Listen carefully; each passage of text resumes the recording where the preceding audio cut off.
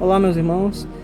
Hoje eu gostaria de falar com vocês a respeito de dois textos que são poéticos e dizem o seguinte: nós fomos chamados para proclamar o ano aceitável do Senhor, e eis que o tempo aceitável do Senhor chegou, o dia de salvação. São dois textos no livro de Isaías, em capítulos diferentes, e que são repetidos no Novo Testamento por Jesus Cristo no livro de Lucas, falando que chegou o ano aceitável do Senhor. Claro que não é literalmente um ano apenas, mas dizendo um tempo que se chegou e um tempo que se continua. E o apóstolo Paulo também vai usar um outro texto de Isaías em 2 Coríntios capítulo 6, quando ele fala sobre que chegou o tempo aceitável do Senhor, o dia da salvação, que já é outra parte do livro de Isaías. E é claro que não é apenas um dia, mas é uma maneira poética de se dizer.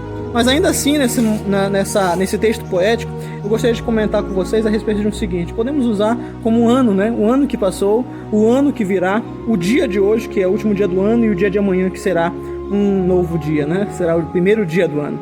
E o que eu coloco aqui para vocês tem sido um ano aceitável do Senhor em nossas vidas? Tem sido o dia de salvação? Esse tempo é um tempo aceitável, um tempo de salvação que temos passado? Eu quero colocar para você refletir um pouco sobre a questão de que a igreja tem feito e as mudanças que nós devemos fazer. Não é mudanças, é voltar aos princípios da igreja neotestamentária, dos primeiros cristãos que agiam com compaixão e graça.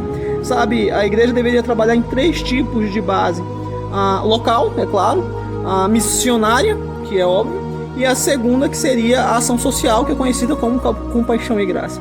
Mas a verdade é que de 100 igrejas, eu acredito que menos da metade, muito menos da metade, vão estar trabalhando com missões.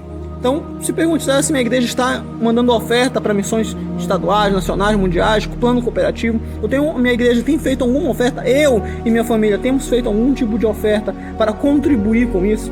O segundo ponto que eu gostaria de colocar aqui seria: a minha igreja tem agido com compaixão e graça? Você já viu o relatório financeiro da sua igreja? Se todo mês sai pelo menos um pequeno, não importa se for um valor pequeno, porque já é melhor do que a maioria já faz, para ir com ação social, para ajudar pessoas que precisam de remédio, para pessoas que estão passando necessidade, precisam de alimento. Se a sua igreja está ajudando de alguma maneira. Eu cheguei aqui em Urucará, estou presidindo a primeira igreja batista de Urucará, só tinham 5 pessoas aqui no começo do ano, e a primeira tecla que eu bati sobre a questão de mensagem foi a mensagem do amor, porque foi o mandamento que Jesus Cristo nos deixou: eis que vos deixo o meu mandamento, que amai-vos uns aos outros como eu vos amei. Então, nesse ano, nós trabalhamos a questão de amor e nós devemos continuar trabalhando nessa base.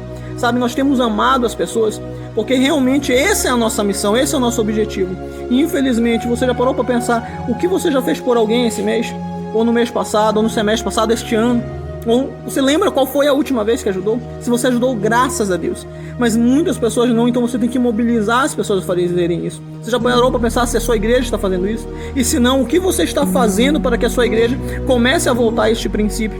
A gente tem, se você pegar os estudos da Igreja Multiplicadora da Convenção Batista Nacional, você vai ver os 5 princípios, e o 5º é agir com compaixão e graça. Então, cadê? O que está faltando ainda para acontecer isso? Para o tempo de salvação se chegar. O livro de Tiago vai nos ensinar que a fé sem as obras é morta, e a obra que ele define ali é obras de misericórdia. É não só cuidar da parte espiritual, mas também da parte física das pessoas. No final do capítulo 1, ele vai dizer que a verdadeira religião é cuidar dos órfãos e das viúvas, daqueles que são necessitados. No segundo capítulo, ele vai aumentar ainda mais do que apenas essas duas classificações. Ajudar realmente quem está precisando. Então, isso que eu gostaria de colocar para esse ano, para vocês.